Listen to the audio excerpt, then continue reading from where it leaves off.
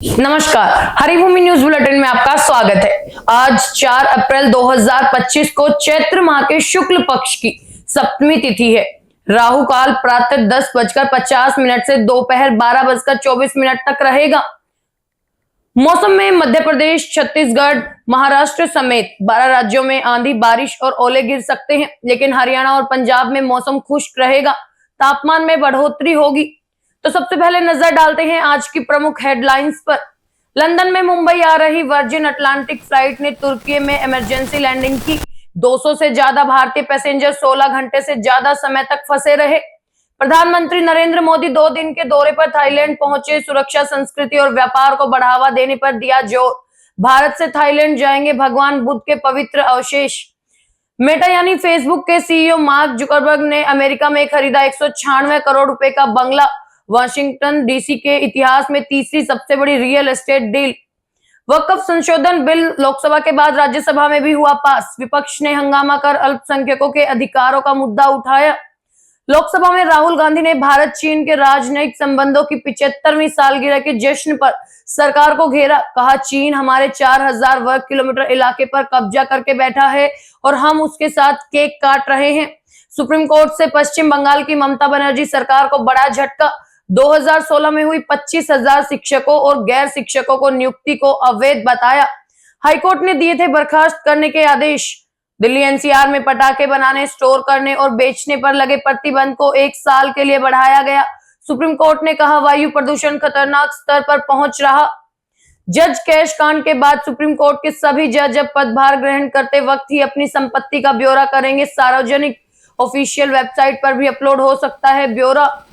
प्रधानमंत्री संग्रहालय एवं पुस्तकालय ने सोनिया गांधी से जवाहरलाल नेहरू के निजी संग्रह के कागजात मांगे हैं। ये कागजात सोनिया गांधी ने 2008 में वापस ले लिए थे। पंजाब के राज्यपाल गुलाब चंद कटारिया नशे के खिलाफ युवाओं के जागरूक करने के लिए पदयात्रा पर निकले। डेरा बाबा नानक से शुरू हुई ये यात्रा कई शहरों से होकर गुजरेगी। मुंबई पुलिस ने लॉरेंस बिश्नोई गैंग के 5 बदमाश हथियारों के साथ पकड़े। बदमाशों के निशाने पर कोई सेलिब्रिटी था। सलमान खान की भी बढ़ाई जा चुकी है सुरक्षा।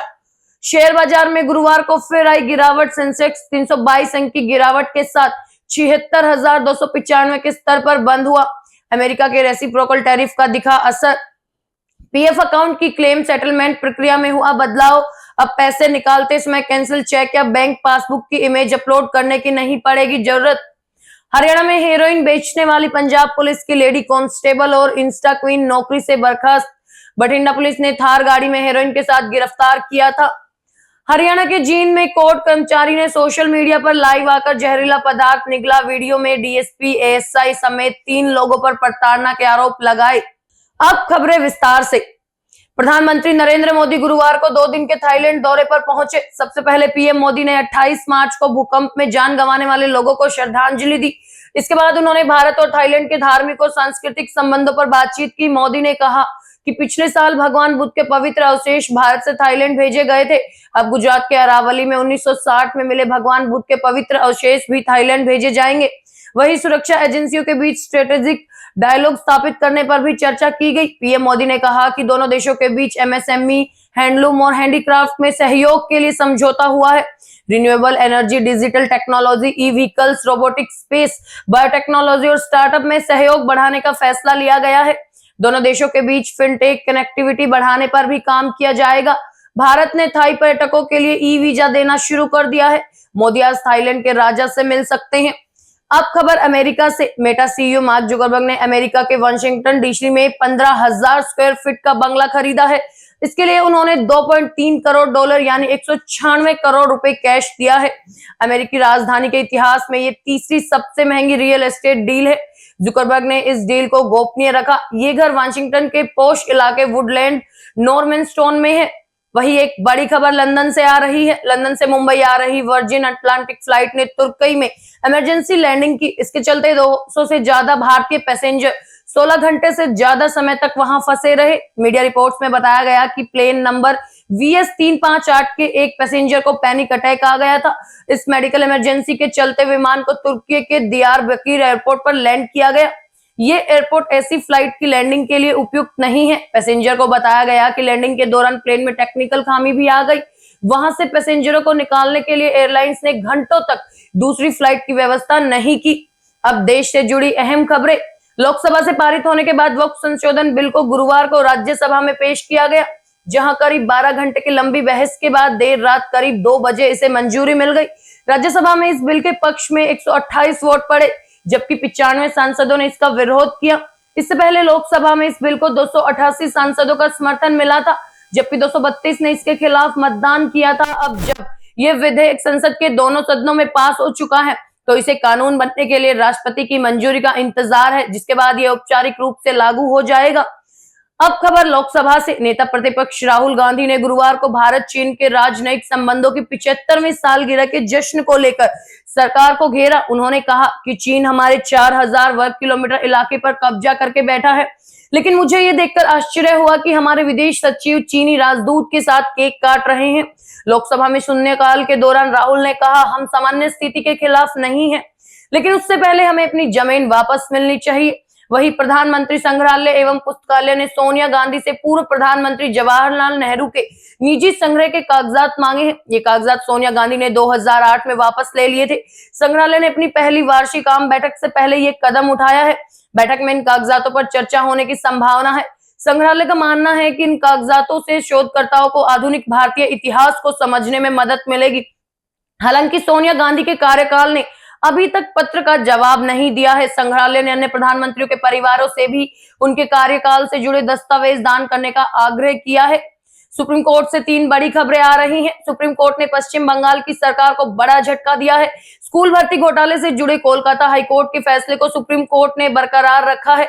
पश्चिम बंगाल में एसएससी ने 2016 में 25,000 शिक्षकों और गैर शिक्षकों को नियुक्ति की थी। हाईकोर्ट ने इन नियुक्तियों को अवैध करार देते हुए कर्मचारियों को बर्खास्त किया। सुप्रीम कोर्ट ने हाईकोर्ट की जांच को सही माना और कहा कि पूरी प्रक्रिया में धोखाधड़ी की गई है, इसमें सुधार की कोई गुंजाइश नहीं है। मामले पर सुप्रीम कोर्ट ने चीफ जस्टिस संजीव खन्ना और जस्टिस संजय कुमार की बेंच ने सुनवाई की। सुप्रीम कोर्ट के फैसले के बाद पश्चिम बंगाल बीजेपी ने गुरुवार को मुख्यमंत्री ममता बनर्जी के इस्तीफे की मांग की। वहीं सुप्रीम कोर्ट ने दिल्ली एनसीआर में पटाखे बनाने, स्टोर करने और बेचने पर लगे प्रतिबंध को 1 साल के लिए बढ़ा दिया। जस्टिस अभय एस ओका और जस्टिस उज्जवल भुइया की पीठ ने कहा, वही प्रदूषण का स्तर काफी समय से खतरनाक बना हुआ है। आबादी का एक बड़ा हिस्सा सड़कों पर काम करता है और प्रदूषण से सबसे ज्यादा प्रभावित है। पीठ ने कहा कि हर कोई अपने घर या ऑफिस में एयर प्यूरिफायर नहीं लगा सकता जब तक कोर्ट इस बात से संतुष्ट नहीं हो जाता कि ग्रीन पटाखों से बहुत कम प्रदूषण होता है। जब तक पिछले आदेशों पर पुनर्विचार करने का सवाल ही नहीं उठता।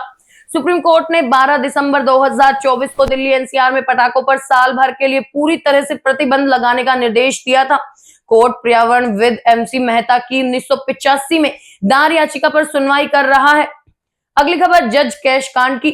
जुडिशियरी में जनता का भरोसा बनाए रखने के लिए सुप्रीम कोर्ट के सभी जजों ने पदभार ग्रहण करने के दौरान ही संपत्ति का ब्यौरा सार्वजनिक करने का फैसला किया है।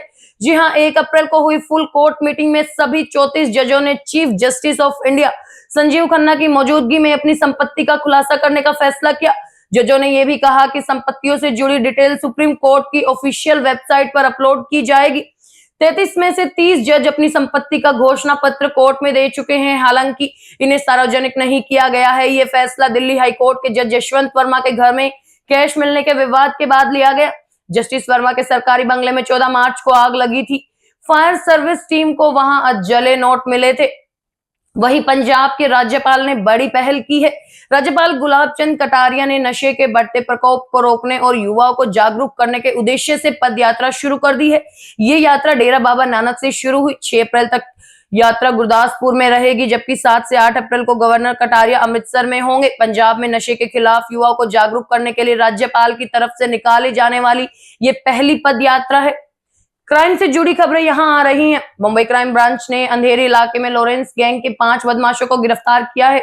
इनके पास से 7 पिस्तौल और 21 कारतूस जब्त किए गए हैं। पकड़े गए आरोपी राजस्थान, बिहार और उत्तर प्रदेश के रहने वाले हैं। पुलिस ने बताया कि उन्हें संदेह है कि गैंग के निशाने पर कोई सेलिब्रिटी था। दरअसल लॉरेंस गैंग की तरफ से सलमान खान को लगातार धमकियां मिल रही हैं। इस पर सलमान खान भी अपनी प्रतिक्रिया दे चुके हैं। अब उनकी सुरक्षा पहले से बढ़ा दी गई है।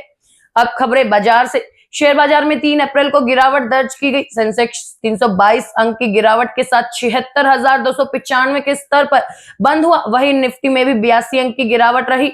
यह 23,250 के स्तर पर बंद हुआ। सेंसेक्स के 30 शेयर में से 18 में गिरावट और 12 में तेजी रही। आज आईटी, ऑटो और बैंकिंग शेयर्स में ज्यादा गिरावट रही। टीसीएस, एचसीएल, टेक और टेक महिंद्रा के शेयर करीब 4% टूटे। वही पावर और फार्मा के शेयर में बढ़त रही। आज करते हैं पीएफ अकाउंट की। एम्प्लॉय प्रोविडेंट फंड ऑर्गेनाइजेशन ने पीएफ अकाउंट की क्लेम सेटलमेंट प्रक्रिया में बदलाव किया है। कर्मचारियों को पैसे निकालते समय नाम वेरीफाई कराने के लिए कैंसिल चेक या बैंक पासबुक की इमेज अपलोड करने की जरूरत नहीं पड़ेगी।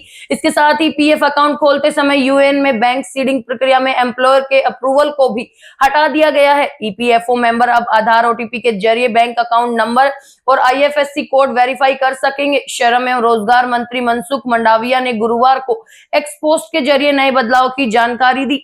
अब बात करते हैं हरियाणा की। हरियाणा में हेरोइन बेचने वाली पंजाब पुलिस की लेडी कांस्टेबल को नौकरी से बर्खास्त कर दिया गया है। सोशल मीडिया पर इंस्टा क्वीन के नाम से मशहूर सीनियर लेडी कांस्टेबल को बठिंडा पुलिस ने हेरोइन के साथ गिरफ्तार किया था। उसे सिरसा को जोड़ती बठिंडा की बादल रोड पर तब पकड़ा था जब वो अपनी थार में हेरोइन सप्लाई करने जा रही थी। ये थार उसने 20 दिन पहले ही खरीदी थी। पुलिस ने गाड़ी की तलाशी ली तो गियर बॉक्स में 17.71 ग्राम हेरोइन बरामद हुई। लेडी कांस्टेबल मानसा ने तैनात थी, मगर वर्तमान में बठिंडा पुलिस लाइन से भी अटैच की गई थी। पुलिस का कहना है कि वो खुद भी नशा करती है, इसलिए उसका डोप टेस्ट भी कराया जाएगा। वहीं जींद से भी बड़ी खबर आ रही है। जींद में कोर्ट कर्मचारी राजेश ने सोशल मीडिया पर वीडियो अपलोड कर जहरीला पदार्थ निगल लिया। वीडियो पर उसने डीएसपी, एएसआई समेत 4 लोगों पर प्रताड़ना के आरोप लगाए।